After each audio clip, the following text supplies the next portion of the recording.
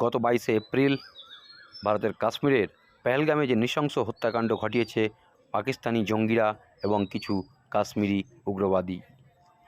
এই যে দেশদ্রোহীরা যে কাণ্ড ঘটিয়েছে, সেখানে ২৬ জন নিরীহ ভারতবাসী মারা গেছে এবং জঙ্গিরা ভারতে ধর্মীয় বিদ্বেষ ছড়ানোর কাজে বেছে বেছে হিন্দুদেরকে মেরেছে। এই যে কাণ্ড এবং তার ফলশ্রুতিতে সমগ্র ভারতবাসী আজ ক্ষিপ্ত এবং ভারতীয় প্রশাসন ও ক্ষিপ্ত পাকিস্তানের প্রতি। কিন্তু পাকিস্তানের কোনো লজ্জা নেই। তারা একটি টেরোরিস্ট কান্ট্রি। তারা ভারতের সবসময় ক্ষতি চায়, ভারতের উন্নতি তারা চোখে দেখতে পারে না।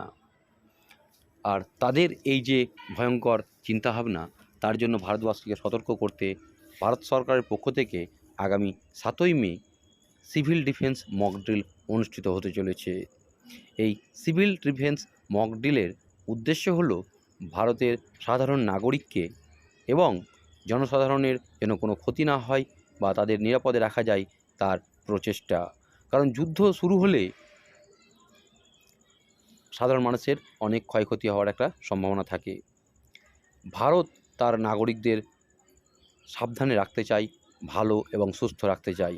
সেই জন্য ভারতীয় নাগরিকদের এই সমস্ত কাজে যেন সরগরম হয় এবং তারা নিজেদের সুরক্ষা করতে পারে এবং ভারতীয় সেনাবাহিনী যেন সেই টেরোরিস্ট কান্ট্রিদের বিরুদ্ধে লড়াই করতে পারে, সেই জন্য ভারতের সরকারের এই ভারতের বিভিন্ন জেলাতে এই মকড্রিল অনুষ্ঠিত হতে চলেছে, প্রায় 259টি জেলা। এই 7ই মে বিভিন্ন জায়গায় ভারত সরকারের পক্ষ থেকে ট্রেনিং দেওয়া হবে মকড্রিল সম্পর্কে। সতর্ক করার জন্য বেজে উঠবে air red siren. School, office, community সেন্টারে হবে ওয়ার্কশপ। শত্রুকে পর্যদস্ত করতে দেশবাসীকে আত্মনির্ভর করার ডাক দিলেন মোদি। সাইরেন বাজলেই যে বিষয়গুলো করতে হবে, অর্থাৎ সতর্ক থাকতে হবে, ঘরে ঢুকে দরজা জানলা বন্ধ রাখতে হবে, সমস্ত ধরনের আলো এবং ইলেকট্রনিক ডিভাইস বন্ধ করে ব্ল্যাকআউট নিশ্চিত করতে হবে, বাইরে থাকলে কাছে সুরক্ষিত জায়গায় আশ্রয় নিতে হবে, কোনো গুজব যেন না ছড়ায় সেটা মেনে চলতে হবে এবং সরকারি নির্দেশ মেনে চলতে হবে। বিশেষ প্রতিষ্ঠান এবং কারখানায় ক্যামোফ্লেজ ও জরুরি প্রস্থান ব্যবস্থা তৈরি রাখতে হবে। জেনে নিই আমাদের পশ্চিমবঙ্গের কোন কোন জায়গায় এই মকড্রিল অনুষ্ঠিত হবে।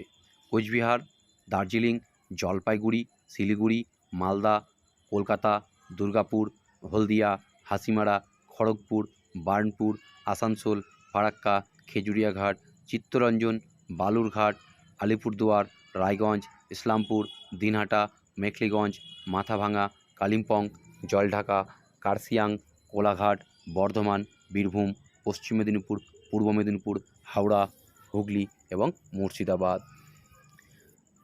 এই যুদ্ধকালীন পরিস্থিতিতে আমাদের সমস্ত ভারতীয় জনগণদের ভারত সরকারকে সাহায্যের হাত বাড়িয়ে দিতে হবে। কারণ আমরা ভারতীয়, আমরা আমাদের দেশকে ভালোবাসি, আমাদের কাছে দেশ আগে। আর এই দেশকে রক্ষা করার জন্য আমাদেরকে এই সময় আমাদের সরকারকে সাহায্য করতেই হবে। তাই সাবধানে থাকুন, সতর্ক থাকুন, অহেতুক কেউ গুজব ছড়াবেন না।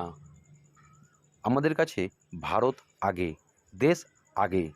দেশের জন্য আমাদেরও হয়তো প্রাণ দিতে হতে পারে বা লড়াই করতে হতে পারে।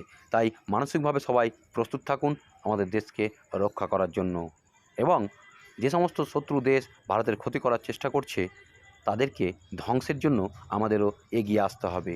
আমরা সকলেই ভারত সরকারের সঙ্গে আছি এবং থাকব। জয় হিন্দ, বন্দে মাতারাম।